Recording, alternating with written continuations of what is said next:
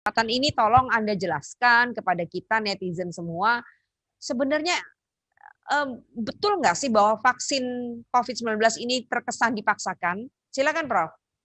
Oke, baik. Ya, semua netizen ya dimanapun berada. Jadi begini, kalimatnya ini kan muncul ketika pertama waktu itu uji kandidat vaksin. Saya boleh sampaikan dulu kandidat ya. Namanya ini masih kandidat vaksin, tapi that's okay lah, masyarakat secara umum termasuk pemerintah kadang menyebutnya vaksin.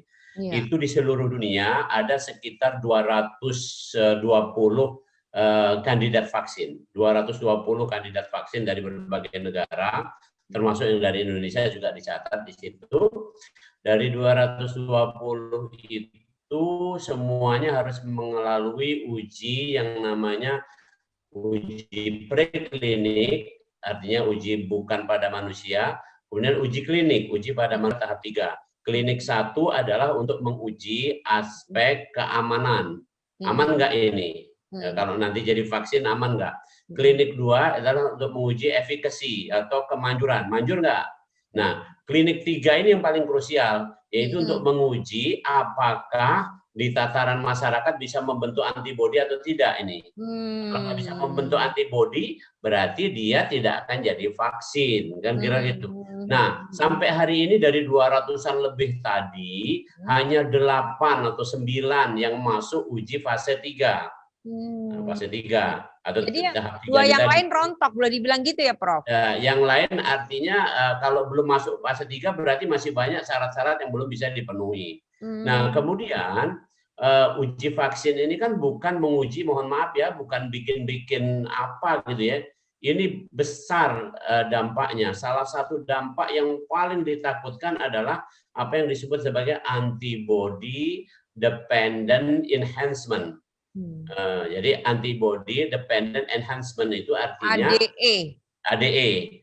Artinya apa? Kalau kandidat vaksin disuntikkan, kemudian harapannya itu terbentuk antibodi dengan jumlah yang cukup. Jumlah dan kualitas yang cukup. Nah, kalau jumlah dan kualitasnya nggak cukup, maka namanya ADE. ADE itu senjata makan tuan, mudahnya gitu aja. Senjata makan tuan, itu istilah mudahnya ya, Prof ya, dari jadi artinya antibody tadi ya. Benar, jadi contoh fenomena ADE ini sudah diingatkan satu vaksinnya Oxford. Ya, dari Inggris itu diuji coba fase 3 juga sama. Kemudian ada satu laporan dari ribuan relawan, satu orang dilaporkan menjadi sakit setelah divaksin. Maka kemudian Oxford mengumumkan dihentikan. Itu baru bijak gitu kan. Nah, kita di Indonesia ini kemarin uji coba yang di Bandung itu ada satu yang positif. Jadi sebelum disuntik kandidat vaksin dia negatif. Waktu disuntik kemudian malah jadi positif. Positif. Tapi memang orang Indonesia kan banyak komprominya lah ya, gitu ya, banyak komprominya. Jadi ini nggak dilacak gitu, masih tanda kutip bahasa kita kalau agak kasar kita ngomong ngeles gitu ya. Mungkin itu memang udah positif sebelumnya ya, jangan ngomong gitu kan. Bagaimanapun juga dia terlibat dalam uji klinik fase 3 ini tadi gitu kan. Jadi kalau dengan seperti itu layak sebenarnya kita dilakukan evaluasi. Nah, saya dengar dari awal justru waktu pertama kali kita bulan Agustus mau diluncurkan uji coba fase 3 ini, ketua uji coba klinis ini yaitu Prof. Kusnandi itu dipanggil presiden dan kita bisa baca dengan jelas bahwa di situ presiden minta bisa nggak disingkatkan itu. Dijawab waktu itu oleh ketua tim Prof. Kusnandi nggak bisa. Nah, minimal harus 6 bulan. Oke, terus berjalan. Kemarin baru-baru ini kira-kira seminggu yang lalu itu ada pernyataan justru dari tim uji vaksin ini sendiri bahwa dengan menjumlahkan 2 kali lipat jumlah relawannya itu bisa dipercepat. Itu nggak dalil itu. Saya tetap harus meluruskan ini. Itu bukan alasannya untuk mempercepat, bukan. Oke. Ya, karena gini penjelasannya. Vaksin itu misalnya kandidat vaksin ini misalnya hari ini disuntikkan, maka evaluasinya itu 2 minggu. Jadi 2 minggu reaksinya kayak mana? Nah, setelah 2 minggu itu reaksinya ada sebenarnya baik, dengan mungkin suntikan yang kedua. 2 minggu kemudian. Nah, itu Mm-mm. kemudian pengamatannya itu sampai kira-kira 2-3 bulan.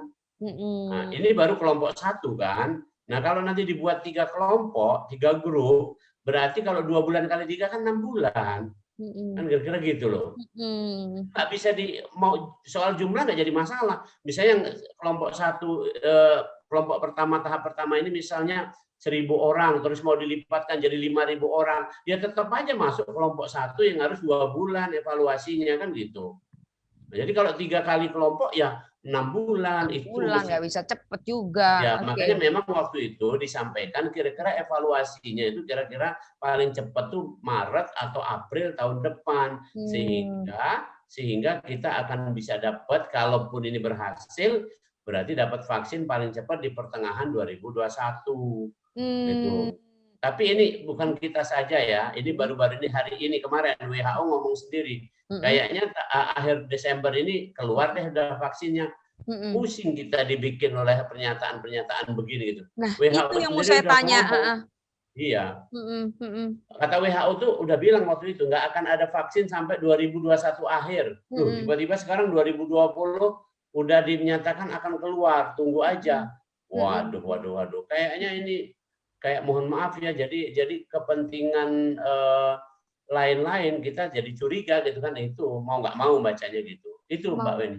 Oke, jadi Prof kayaknya semuanya jadi pada ambisius ya untuk segera menemukan vaksin. Padahal vaksin segera ditemukan kan bukan jalan keluar yang paling baik juga karena kita terlampau menaruh harapan besar pada penemuan vaksin itu sehingga yang dikhawatirkan adalah kitanya pada lengah. Lengah protokol Ya, kesehatan, harus. lengah menaikkan imun dan sebagainya gitu ya Prof. Ya benar. Jadi gini, kata kuncinya kan begini. Sekarang kita harus duduk dengan kepala dingin. Maksudnya begini, evaluasi. Sekarang kesembuhan sudah 75%. Jadi kalau pakai bahasa yang agak mudah aja, Mas, nggak usah rumit-rumit harus jadi profesor dulu lah untuk baca data gini. Kalau sembuh 25% dari persentase yang selama ini pernah terjadi, berarti 75% orang yang pernah kena itu sudah terbentuk antibodi. Iya. Sudah ada antibodi. Jadi Mm-mm. orang yang sudah ada antibodi ini dalam teori kedokteran di mana juga ada setuju, bahkan dia bisa menyumbang antibodi itu ke orang lain, itu namanya terapi serum namanya. Jadi orang ini nggak butuh Mm. vaksin, kira-kira begitu. Mm-mm. Nah, jadi artinya mau buru-buru apa ngejar yang 25% tadi? Terus Mm-mm. membayangkan ngejar yang masyarakat umum nanti kalau kena, kalau sengaja, kok Mm-mm. pakai andai gitu. Nggak bisa Mm-mm. kita Mm-mm. mengandaikan sesuatu, jangan pakai Mm-mm. andai. Mm-mm. Nah, Mm-mm. itu loh. Jadi sekarang ini kondisinya, artinya kalau pakai bahasa politik mungkin ya, ini zaman-zaman politik Mm-mm. ini tidak dalam tataran urgent. Tidak dalam tataran urgent untuk Ya, menemukan vaksin buru-buru. iya, iya, karena kenyataannya sudah 75% sembuh, Sembuh. kemudian kasusnya juga sekarang udah dilihat bahwa tingkat kematiannya nasional 3,7%. Mm-mm. Sesuai Mm-mm. dengan teorinya sebelumnya bahwa antara 2-4%. Kalau Mm-mm. di Sumsel agak sedikit banyak itu karena masalahnya jumlah pemeriksaan kita saja yang masih kurang. Kita pemeriksaan baru 35% di Sumsel. Kalau sudah Mm-mm. seperti Jakarta di atas 100%, mungkin tingkat kematian kita jadinya tinggal 0, itu nanti jadinya kan. Oh, itu juga Persen yang paling. menentukan angka kematian jadi ya Prof ya. Ya, Maksudnya karena ngitungnya begitu. membaca angka kematian gitu ya. Iya benar, karena dia begitu ngitungnya. Ngitungnya artinya gini loh. Mm-mm. Contoh di Sumsel kasus sekarang jumlahnya 6 ribuan. Mm-mm. Yang diperiksa sekitar 30.000. Jadi ya wajar, jadi 5% dia yang meninggalnya kan gitu kan. Nah, coba kalau yang diperiksa mestinya kita memeriksa itu targetnya kalau 1% jumlah penduduk itu 86.000. Mm-mm. Jumlah penduduk Sumsel 8,6 juta. Mm-mm. Nah, jadi artinya kalau diperiksa 86.000, sementara yang meninggalnya itu 300-an, itu berapa tuh jadinya ya? Jadi Mm-mm. cuma 0,3% itu. Oh gitu. Kan kecil banget itu. Ya Hmm. coba ngitungnya gitu kalau mau ngitung. Atau anggaplah nanti naik, jumlah kematiannya naik 3 kali lipat misalnya. Jadi 1.000. 1.000 dari 86.000. Ya cuma 0,8%. Mm-mm. Atau 1,2 lah, anggaplah paling jauh. Oke. Itu kan. Nah, ini buat para wartawan juga ya. Jadi cara Iya, menyampaikan atau cara membaca angka kematian pun sebenarnya harus clear betul, Prof. Ya kan? benar, benar, benar, Masalahnya benar, benar. kami ini orang media ya kan juga tidak Mm, mendapatkan boleh mm. dibilang apa Informasi ya, yang pas statement ya. yang paling pas untuk bisa menjelaskan itu kepada Mm, masyarakat awam kan gitu. Jadi bukan angka mm, kematiannya yang mm, mm. naik, tapi karena pemeriksaannya kurang sehingga Ya, pelacak kan gitu ya, Prof ya. benar. Jadi kalau kita hitung ya gini, saya sudah ngitung itu secara hati-hati. Mm, Sejak kick off pertama kali di Sumsel itu 16 Maret. Jadi mm, 16 Maret sampai tanggal katakanlah hari inilah 8 Oktober. Itu mm, berarti sekitar 207 hari. Itu mm, jadi kalau kita rata-rata itu angkanya nggak nyampe 2 itu kematian per hari. Nggak nyampe 2. Kita buletin lah mm, angkanya di 1,8. Ya nggak ada orang 1,8 kan, jadi 2 lah. Jadi rata-rata sehari meninggal tuh 2. Sekarang kita renung ya, bukan saya mau menyepelekan, tapi kita renung. Coba kita hitung berapa yang meninggal tiap hari di Sumsel karena kecelakaan lalu lintas. Coba itu satu aja. Berapa yang meninggal karena stroke, berapa meninggal karena jantung, dan seterusnya. Kan kira-kira begitu. Jadi artinya kok ini jadi heboh. Memang hebohnya masalah penularan sekarang. Kita fokus di situ. Bahwa penularannya memang masih masif. Contoh hari kemarin itu 100 berapa tuh? 120-an positif. Itu ada yang ngomong begini, wah Sumsel meledak. Meledak di mana? Coba baca data itu. Kata-kata Sumsel meledak itu kan kata kuncinya di Palembang. Di Palembang itu seperti terkunci sekarang sudah. Seperti yang saya sampaikan waktu itu. Sejak Agustus saya yakin terkunci. Terkunci di kasus berapa? 15 sampai 20. Nggak beranjak di situlah. Lihat. Nah. Ini kemarin walaupun kasusnya 100 lebih, tapi ternyata sumbangan Palembang itu cuma 15 atau 16 kira-kira gitu. Selalu begitu. Itu menunjukkan kata kuncinya kan Palembang. Kalau daerah itu agak melonjak gitu, itu saya bilang sporadik. Karena ada kasus yang relatif, mohon maaf ya, kadang-kadang mungkin nggak diselesaikan. Misalnya ada di kelompok kantor, ada di kelompok misalnya masyarakat tertentu, itu ada yang positif, kemudian agak ditunda tracingnya sehingga waktu di tracing sama-sama jadi banyak kasusnya kan kira-kira gitu.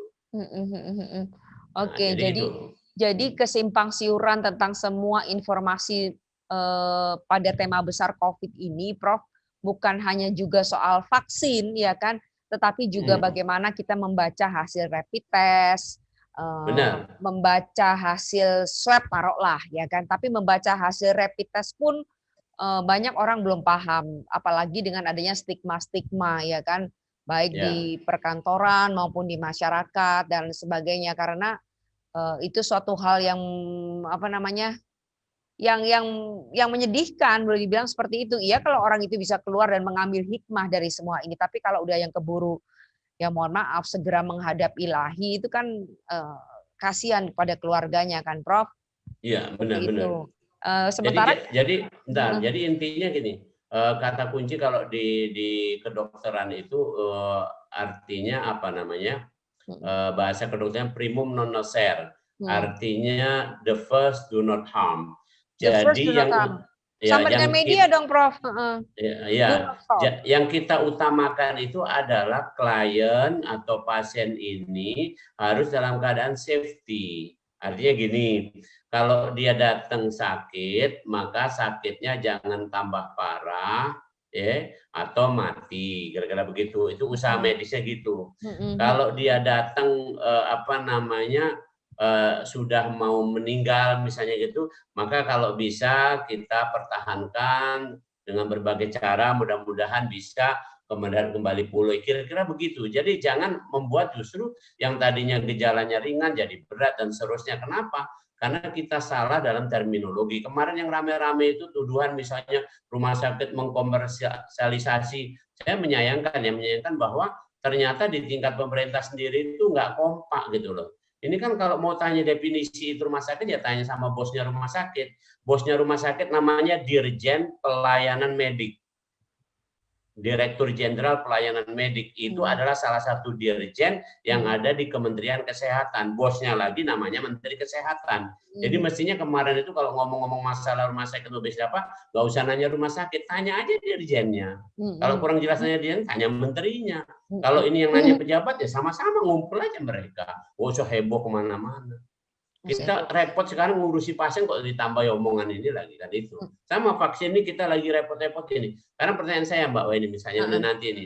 Sekarang juklaknya udah keluar loh 5 Oktober kemarin. Petunjuk pelaksanaan vaksinasi massal sudah keluar. Oh, gimana tuh Tanda tangan Presiden. Tanggal 5 Oktober kemarin. Oke. Saya lupa nomornya berapa, saya nggak terlalu ingat nomor-nomor, tapi saya ingat tanggal dan ya. Jadi intinya petunjuk pelaksanaan vaksinasi massal nanti untuk COVID ini sudah keluar 5 Oktober itu kemarin. Jadi kalau kayak gini kan kesannya benar dari judul kita hari ini, apakah memang terkesan dipaksakan? Kayaknya kesannya memang iya gitu kan. Sementara yang mau dipaksain ini belum gitu ya. Belum gitu ya. Belum. Ibarat apa ya namanya? Ibarat buah itu, iya, masih mengkel. Iya, masih mengkel. Mau makan matangnya belum gitu. Iya, Oke. Kenapa ya Prof bisa kayak gitu kalau menurut analisa Anda yang pakar mikrobiologi? Jadi gini, ada satu hal wajar ya, di manusia itu ujian seperti sekarang ini, ujian pandemi ini luar biasa ya. Ujian pandemi sekarang ini kita pingin, namanya manusia, itu pingin segera keluar dari semua kesusahan, itu jelas. Dorongan itu begitu besarnya. Cuman sayangnya dorongan yang demikian besar ini tidak diimbangi dengan komunikasi yang intensif dan secara clear dengan stakeholder atau pemangku kepentingan yang memang bidangnya masing-masing. Jadi contoh, kalau misalnya masalah uji vaksin ini, itu mestinya yang melakukan uji vaksin ini atau kandidat vaksin ini yang di Bandung itu mestinya ngundang orang-orang yang misalnya berkecimpung di bidang ini semua. Jadi dokter-dokter lain tuh diundang semuanya, pakar-pakar diundang. Ini kan kesannya cuman tim uji ini ngobrolnya sama pemerintah. Sedangkan pemerintah itu sebenarnya bukan mikirin ini. Pikirannya banyak kan, ekonomi lah, pendidikan lah, politik, keamanan, pilkada lah. Itu yang dipikirin oleh pemerintah. Jadi nggak mungkin, sehingga pemerintah akhirnya ngomong, udah cepetin aja, kira-kira begitu. Padahal yang tahu persis adalah misalnya tim ini mengundang perhimpunan dokter-dokter lah, misalnya kayak saya ada di perhimpunan dokter mikrobiologi, undang tuh perhimpunan dokter mikrobiologi untuk bicara masalah kan yang bos-bosnya kami, yang saya bos-bosnya di kolegium dokter mikrobiologi banyak tuh, profesor-profesor di Jakarta, Surabaya, di Jogja, Bandung itu banyak. Itu kumpulkan, tinggal ajak diskusi ini. Nanti ada grupnya penyakit dalam, diajak, grupnya anak diajak, grupnya mana lagi diajak begitu. Nah, itu sambil terus didiskusikan. Keren kalau kayak gini. Nah, timbullah nanti kesimpulan bersama. Nah, simpulan ini dengan bahasa eksekutif baru disampaikan ke pemerintah. Kan pemerintah tahunya bahasa eksekutif, bukan bahasa medis. Kalau bahasa medis jadi lucu. Nah, itu. Jadi saya nggak menduga bahwa ini jelek, itu enggak, Mbak. Artinya ada dipercepat ini atau dipaksakan segala macam itu enggak, bukan kesannya ada niat yang jelek, itu bukan, tapi karena memang keprihatinan mendalam. Cuman walaupun mendalam, memang bahasa kita ya sabar sebentar lah kira-kira gitu kan ya. Sampai ini. Saya mikirnya gini nanti, kalau misalnya Desember terus kemudian sudah tersedia vaksin, itu berarti vaksin itu bukan dari kita, bukan dari uji coba kita kemarin. Ya kan belum selesai punya kita. Nah, apa kelemahannya? Ya jelas, kelemahannya nggak jamin bahwa itu cocok dengan kita. Itu aja mudahnya. Jadi Prof, alangkah kasihan dong orang-orang yang akan mendapatkan vaksin pertama-tama nanti. Nah, ya makanya, jadi itu saya lagi mikir dong, Prof. Mendingan gak usah vaksin lagi, pikiran pragmatisnya. Ya, jadi makanya nanti intinya ada yang guyon ini ya. Salah seorang penulis dari Polandia mengatakan bahwa kalau nanti vaksin COVID ini sudah ada, ini penulis, dia ngomong, silahkan diberikan dulu kepada para pemimpin dan politisi. Nah, ya. Nah, itu ya. Jadi kalau vaksin ini sudah ada, berikan dulu kepada para pemimpin dan politisi. Kalau nanti mereka selamat, berarti vaksin ini aman. Kalau mereka nggak selamat, berarti kita rakyat tetap selamat. Nah itu kata dia, keren itu omongannya. Saya setuju itu. Jadi kalau nanti vaksinnya ini ada, uji coba dulu sama, bukan uji coba, suntikan dulu sama para pemimpin dan politisi. Kalau mereka selamat, berarti ya vaksin ini bisa dipakai. Kalau mereka nggak selamat, berarti rakyatnya tetap selamat. Iya, itu jauh lebih penting. Cuman ini kan guyon, tapi ini satire kalau namanya. Guyon yang sangat nyinggung banget ya. Itu. Satir. Oke, Prof, ini ada pertanyaan. Saya juga ngingetin ini nih, ngingetin wartawan kami supaya menuliskan format wawancara ini juga dengan Q&A ya. Jadi nggak usah dibikin berita, tapi berita yang menyeluruh, tapi Q&A aja ya, Lin ya. Jadi jawaban-jawaban Prof Yono yang bagus ini bisa tersampaikan dengan baik di masyarakat. Baik, ini pertanyaan dari Instagramnya Tribun. Dari, saya ketinggalan kacamata lagi. Oke, apakah di tahun 2021 nanti kami masyarakat bisa mendapatkan vaksin yang safety? Kalau bisa, apakah bisa kita langsung ke Vaskes untuk divaksinasi? Silakan, Prof. Ya, jawabannya ada dua ya. Satu, nanti kalau uji coba yang di Bandung ini sudah selesai, yang harus dilakukan adalah dipublikasi, diumumkan, dipublikasi. Apa yang dipublikasi itu yang kita cermati sebagai masyarakat. Ini masih bisa ya, ini nggak medis banget, tapi masyarakat itu. Saya sampaikan bahwa vaksin ini ada dua ukurannya. Satu namanya safety, ya, aman nggak? Yang kedua adalah efficacy, manjur nggak? Ya, efficacy, efficacy. Nah ini apa namanya? Kalau manjur berarti dia itu mampu membentuk antibodi lebih dari 70% relawan. Jadi kalau misalnya dari relawan yang di Bandung ini misalnya 5.000, anggaplah 5.000. Ternyata yang terbentuk antibodi yang jumlahnya cukup dan bagus itu 4.000. 4.000 per 5.000 80%.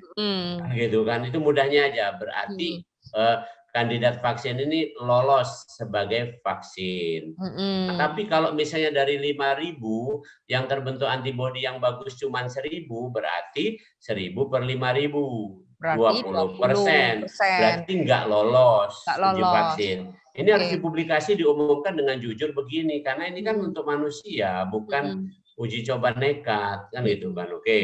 Nah, kemudian kalau sudah dipublikasi begitu, tadi pertanyaan kedua saya jawab.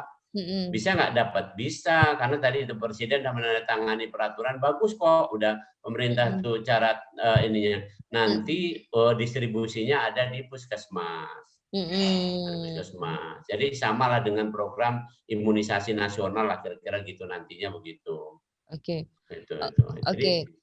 Tapi syarat yang pertama harus dipenuhi dulu tadi, gitu loh. Dipublikasi dulu, dan kemudian ketika sudah sampai di puskesmas, baru itu boleh dibilang aman. Betul. Nah, jadi publikasi itu sebelum vaksin ini diproduksi massal. Sebelum diproduksi massal. Jadi gini, setelah uji coba, uji fase 3 ini kan, misalnya uji fase 3 selesainya Februari 2021. Nah, itu data dikumpulkan semua, kemudian dipublikasi. Dianalisis, dipublikasi. Anggaplah publikasinya sebulan, Maret misalnya. Maka selama bulan Maret ini diumumkan, oh ternyata ini aman dan manjur. Sudah. Baru kemudian produksilah massal. Produksinya cepat, kalau cuma bikin vaksin ini sebulan juga kelar, kan gitu kan. Nah, sebulan kelar jadi April. Nah, April kelar berarti Mei silahkan distribusi. Nah, baru kita daftar puskesmas tadi. Nah, tapi nanti saya anjurkan kepada masyarakat, intinya tadi contoh, orang-orang yang sudah sembuh dari ini ngapain divaksin, kan gitu. Tadi yang saya bilang udah sembuh. Kan orang yang udah sembuh itu kan udah terbentuk antibodi. Oke, tunggu dulu, tahan dulu sebentar. Khusus untuk orang-orang yang sudah pernah terpapar dan dinyatakan sembuh, kalau dia tetap diharuskan vaksin, misalkan dia ASN atau dia aparat apapun seperti itu ya, itu kan berarti mesti ada suratnya. Karena kan biasanya orang bahkan pejabat publik pun tidak clear untuk menangkap itu, Prof. Gimana bisa menolak? Jadi saya khawatir itu kan iya, jadi gini, saya khawatirnya begini. Ini kan kekhawatiran yang fair saja ya. Orang kalau sudah sembuh berarti dia terbentuk antibodi terhadap virus itu. Oke. Nah, takutnya antibodi yang terbentuk ini terhadap salah satu galur atau strain virus. Sementara vaksin yang disuntikkan tuh galur yang lainnya lagi. Masuklah virus yang itu. Nah, kan ya virusnya sama, tetapi kan kayak COVID-19 ini di Indonesia saja variannya udah ketemu sekitar 4 kan gitu. Variannya loh gitu ya. Varian. Nah, variannya ya jadi sama-sama pempek tetapi mungkin Model, bentuknya apa itu yang ya. dimodif dikit. Nah, itu sangat mungkin ada perbedaan pembentukan antibodi. Nah, jadi kalau orang sudah ada antibodinya terhadap virus, misalnya ternyata adalah pada varian 1, ternyata vaksin yang disuntikkan nanti itu adalah vaksin varian 2 gitu kan. Itu kan kalau secara medis boleh dihipotesiskan bisa saja ada kemungkinan terjadi namanya ya reaksi yang tidak diinginkan kan gitu kan. Kalau masih sama varian 1 tadi ya berarti udah kebal dia. Tapi kalau sama ini takutnya nanti reaksinya kayak mana, saya nggak bisa mengandai-andai ya, karena manusia ini kan bukannya benda atau bukannya komputer yang bisa diprediksi secara fisik begitu ya. Kita ini luar biasa banyak variabel dalam diri kita yang nggak bisa kita prediksi. Ini manusia hebatnya. Setiap orang unik ya, Prof ya. Unik itu. Oke, jadi kalau soal aturan tadi ya nanti kita lihat bahwa ini misalnya saya lah, misalnya sebagai pekerja, nanti bos saya ngomong kamu harus vaksin, gimana saya bisa nolak kan gitu. Tapi yakinlah bahwa hemat saya nanti ke depan saya sendiri akan mengusulkan yang divaksinasi itu harus diurutkan prioritasnya, skala prioritas. Oke. Tolong diperjuangkan. Kalau ada skala prioritas, insya Allah artinya yang resiko tinggi aja yang kita vaksin. Ya. Risiko tinggi itu siapa, Prof? Yang seperti apa maksudnya? Maksud saya. Risiko tinggi. Contoh nih, saya tadi pagi dapat kasus nih. Pagi tadi baru nih. Itu anaknya umur 25 tahun positif. Tanpa gejala. Nah, yang telepon ini bapaknya ke saya.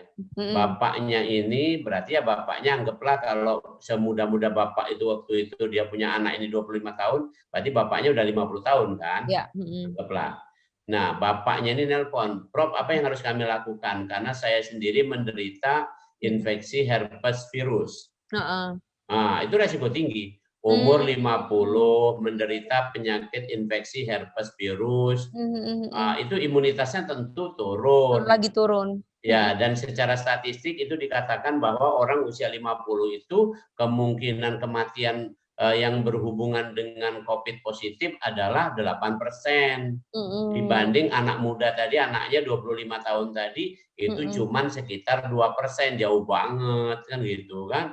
Jadi intinya ini resiko tinggi. Yang kayak gini-gini yang layak misalnya nanti didulukan untuk divaksin. Anak muda yang positif tadi 25 tahun tapi masih bersepeda, masih kemana-mana ya ngapain, nggak prioritas dia gitu kan. Sekaligus saya berharap pemerintah juga bisa menerima usulan ini nantinya. Kenapa? Ya penghematan juga lah kira-kira. Kita kan nggak berduit amat lah sebenarnya, harus diakui lah gitu. Kan mahal, kan itu beli. Walaupun bisa nanti pemerintah menggratiskan, tapi kan dari produsennya kita beli. Berapa sih Prof prediksi harga per vaksin? Kemarin itu kalau yang vaksinnya Sinovac yang punya dari Cina itu kan disampaikan itu satu dosisnya 1,1. Jadi ini diberikan 2 dosis berarti 2,2. Iya, oke, sorry. Iya. Cukup mahal, dan kemudian kemarin ada juga katanya yang di bawah itu harganya ratusan ribu atau bahkan yang puluhan ribu. Ya takutlah kita. Tadi pertanyaan 2, safety-nya kayak mana, efikasinya kayak mana. Kan takut gitu. Oke, sip. Ada pertanyaan lagi? Belum ada? Oke, Prof. Jadi apa yang harus masyarakat pahami tentang vaksin ini secara lebih mudah? Oke, baik. Jadi gini, secara lebih mudah, ya, imunitas kita itu ada dua. Satu, imunitas alami. Ini yang Maha Kuasa ngasih kepada kita. Cirinya imunitas alami ini bagus adalah cirinya kita nggak gampang sakit. Kalau kita cuman sakit setahun sekali dua kali, itu imunitas alaminya berarti bagus. Tapi kalau tiap minggu kita sakit, berarti imunitas alaminya jelek. Itu aja. Kalau Kan mudah akhir bulan dipahami. sakit, Tolong Prof? satu nih. Kalau Nah, itu akhir buntu bulan itu sakit, kan. sakit kantong. Buntu itu namanya. Buntu. Oke, Lanjut, nah, ya. jadi kemudian yang kedua imunitas adaptif. Adaptif itu artinya namanya adaptasi. Jadi untuk adaptif ini ada dua caranya. Satu, harus banyak-banyak mendapatkan tantangan. Tantangannya tuh contoh begini, mohon maaf ya. Seorang anak yang tidak pernah masuk ke lumpur, itu akan gampang sakit ketimbang anak yang sering masuk ke lumpur.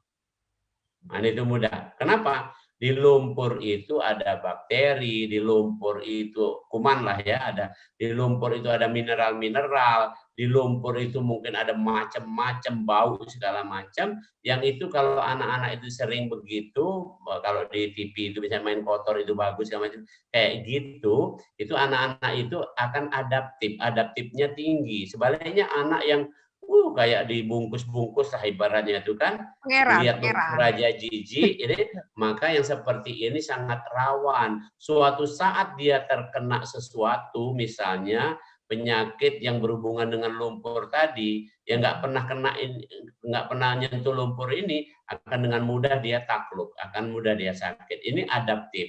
Jadi adaptif yang pertama itu bisa dilakukan dengan adaptasi terhadap alam ini. Maka kita harus mobile, banyak bergerak, banyak kemana-mana, banyak mencoba ini itu supaya kita imun tambah kuat. Nah, yang kedua, kalau jalan pintas, ini saya bilang jalan pintas namanya divaksinasi atau diimunisasi. Jadi misalnya contoh orang mau pergi haji atau umroh itu kan disuntik ya. Vaksin dulu. Nah, salah satu contoh ya divaksin. Contoh yang paling mudah aja. Biasanya divaksin meningitis misalnya. Meningitis untuk infeksi yang di selaput otak aja. Jadi intinya begini, kalau orang itu kira-kira selama ini sudah biasa bergaul di kalangan yang banyak kejadian meningitis, berarti orang ini udah kebal lah kira-kira gitu kan. Nggak perlu vaksin itu. Nah, tapi karena kita ingin cepat, udah mau berangkat nih umroh atau haji, ya suntik sama influenza vaksin apa termasuk vaksin COVID ini tadi.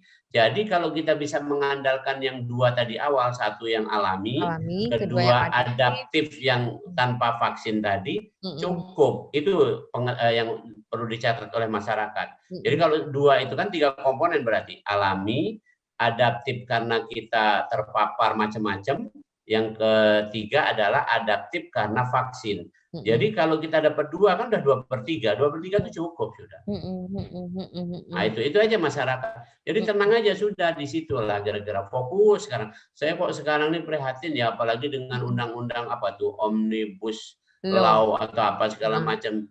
Itu kok tambah kelihatannya madesu gitu ya untuk kaum pekerja gitu ya.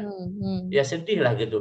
Sudah kena pandemi, di pandemi ini sudah kena mohon maaf ya pengurangan gaji, ada yang di PHK, ditambah lagi dengan jaminan ke depan ini kedengarannya saya nggak ngerti masalah undang-undang ini secara detail, tapi intinya yang saya dengar, yang saya baca, yang saya pahami itu para ahlinya ngomong ini ada sesuatu yang tanda kutip merugikan pihak-pihak pekerja kan gitu. Jadi intinya kayak gini tambahlah dia lesu gitu kan ya.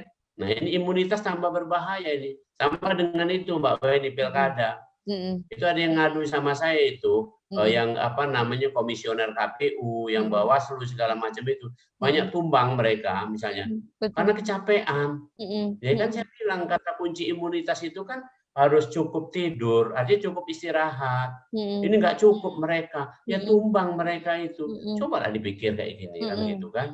Nah itu yang kita khawatirkan. Masyarakat fokusnya situlah, jangan fokus yang ngawang-ngawang, yang lain biarin aja lah urusan yang para pemimpin tertinggi kita gitu kan. Gitu. Oke. Jadi memang ini kalau kata wong Palembang nih kita mesti tambeng ya Prof ya. Iya, ya belajar itu aja lah gitu ya. Tambeng Belajar tapi bukan tambeng. berarti kita nggak punya kepedulian ya, tapi Mm-mm. artinya kita tahan dikit lah ya, tahan anu lah ya, Tahan banting. ya tahan banting lah gitu ya, nggak cengeng lah kira-kira gitu kan. Mm-mm. Tahan Itu banting menghadapi segala persoalan supaya imun kita tetap terjaga benar, benar, ya benar. Karena dan gini tetap. loh, intinya kalau kita baca secara isyarat besarnya, Mm-mm. andai ini, coba kita lihat ya netizen, coba Mm-mm. silakan nonton film Inferno misalnya. Ya. Mm-mm. Nah, itu kalau ini adalah pemusnahan massal masyarakat atau pengurangan populasi, maka kejadiannya sudah hampir 1 tahun. Kan anggaplah ini pertama kali ditemukan di Wuhan itu Desember. Desember. Ya, Desember 2019. Ini kira-kira Desember kurang 2 bulan lagi. Anggaplah udah setahun ini. Mm-mm. Selama setahun ini kalau memang itu mau punah, angkanya itu terbalik mungkin. Kan sekarang ini di seluruh dunia positifnya 35 juta. Mm-mm. Meninggal 1 juta. Mm-mm. Nah, itu. Ini kalau ini memang untuk kepunahan manusia itu terbalik gitu.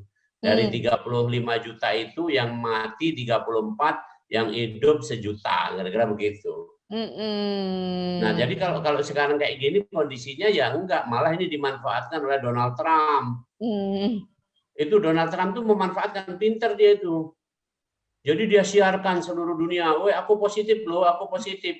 Itu supaya positif dari kancah pilkadanya sana. Pilkada lah, aku bilang atau Ya, apalah terserah. pilkada bukan pilpres.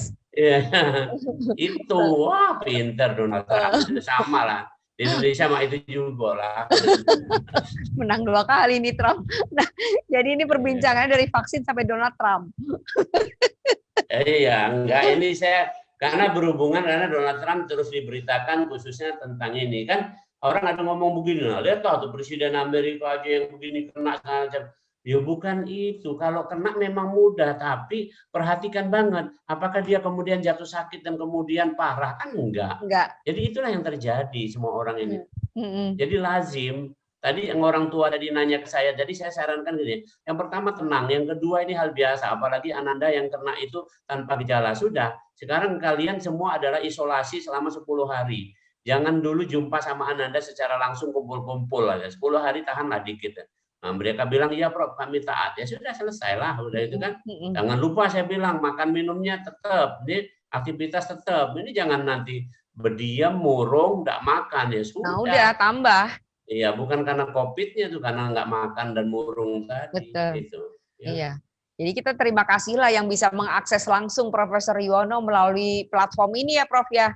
Ya, Karena insya bisa Allah. mendapatkan Kita selalu maju lah ini dengan ya, 1000 jangan lupa sebut ya. Ya kan, jadi semua bisa dapat gambaran secara utuh, secara lengkap bagaimana kalau kita mendapatkan atau mengalami hal ini. Baik di keluarga maupun di kantor dan di masyarakat. Ya Prof ya, termasuk isu-isu terkini bagaimana kita menghadapi vaksin yang terkesan dipaksakan dan bagaimana juga kita nanti harus menghadapi suatu hari kita divaksin. Yang pasti jangan buru-buru kita mau juga, ya kan, karena kita nggak tahu. Sikap skeptis saya kira harus terus dikedepankan Prof.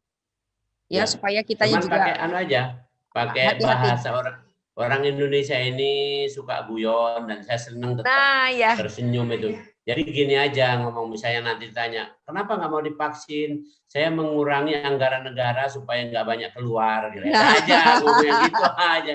Karena saya kan ini warga negara yang juta. baik ya. Iya, jadi saya sebagai warga yang baik, 2,2 juta tuh lumayan. Kalau saya nggak divaksin berarti kan hemat negara 2,2 juta gitu kan, itu aja guyon gitu aja, jangan yang pakai ngomong-ngomong yang pakai teori yang kayak bandel-bandel tuh nggak usah. Guyon aja, ngerti semua kok. Guyon-guyonan aja ya Prof ya. Iya, guyonannya tapi saya senang tuh kan Presiden Gus Dur almarhum. Oh ya, Gus Dur. Dia ngomong kan gitu aja kok repot. Juga repot. Itu. Oke. Ini apa sih? Ini ada pertanyaan. Yud, Prof ada pertanyaan. Udah mau habis pada kita. Kalau masih ada, ya silakan. Tempo hari ada beredar video, Pak Yud, Oh panjang. Tunggu Prof, sabar.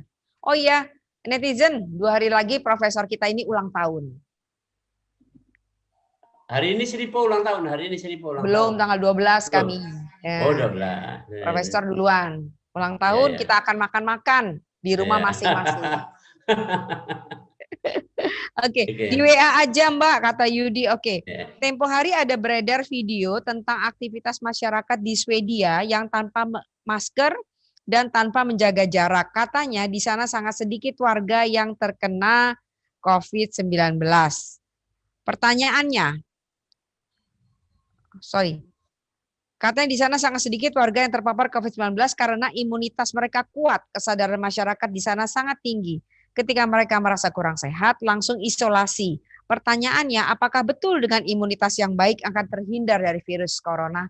Ini mesti di-highlight tebel-tebel nih, Prof. Iya, oke. Saya jawab ya. Saya jawab ini jadi satu, tolong ini kata kuncinya. Hari kemarin, Rabu, itu sudah diumumkan di Selandia Baru juga udah nggak pakai masker. Itu nggak usah jauh sampai ke Swedia, Selandia Baru udah mengumumkan no masker. Nggak perlu pakai masker. Swedia udah lebih duluan untuk seperti itu.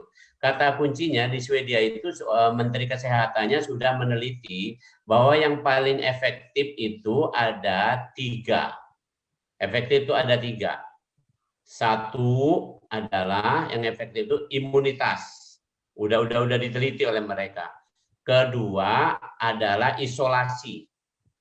Tadi yang disebutkan. Jadi begitu ada gejala itu udah isolasi.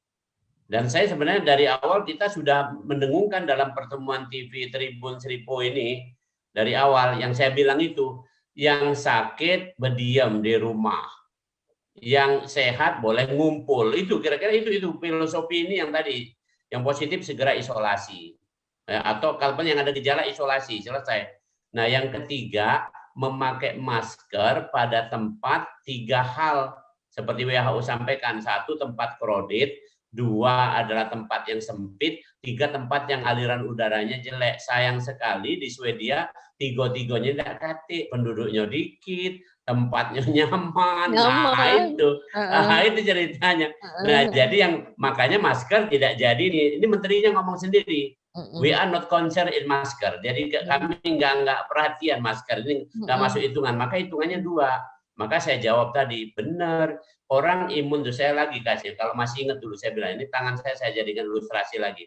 Yang kiri ini virus, yang kanan ini imunitas. Jadi kalau virusnya di atas ini, imunitasnya di bawah sakit ya. Kalau imunitasnya di atas, ini virusnya di bawah sini, maka dia tidak akan sakit. Walaupun ada virusnya nggak akan sakit. Nah, kemudian sekarang kalau seimbang seperti ini pas seperti ini fase seperti ini penentunya adalah pikiran yang positif. Tadi saya sampaikan kemarin-kemarin dulu. Kalau pikirannya positif maka imunnya naik. Kalau ini negatif, waduh saya kena, ya turun ini kan kira-kira gitu. Nah, itulah kira-kira. Jadi jawabannya tegas bahwa memang betul kata kuncinya. Itu yang di Swedia yang dilakukan itu. Itu. Oke. Jadi saya kira sudah clear ya apa yang menjadi kerisauan, kegalauan kita, baik itu tentang vaksin maupun bagaimana kita menjaga imunitas dan sebagainya. Saya kira clear melalui sesi tanya jawab 1 jam bersama Profesor Yuwono. Semoga Profesor Yuwono yang 2 hari lagi berulang tahun, sehat, panjang umur, berkah, semakin berguna bagi banyak orang Sumatera Selatan pada umumnya, rezekinya berlimpah, dan tentu selalu setia bersama masyarakat melalui platform kami, Sumsel Virtual Fest. Terima kasih Prof, dan terima kasih netizen sekalian. Kita akan bertemu, berbincang lagi dengan Profesor Yuwono dengan topik-topik berikut. Assalamualaikum warahmatullahi wabarakatuh. Nah, itu tadi proses live Sumsel Virtual Fest yang menghadirkan narasumber yang seru. Kita akan jumpa lagi besok. Ikuti terus acara ini, Sumsel Virtual Fest 2020 di YouTube-nya Sri Pupu TV dan Tribun Sumsel. Bye!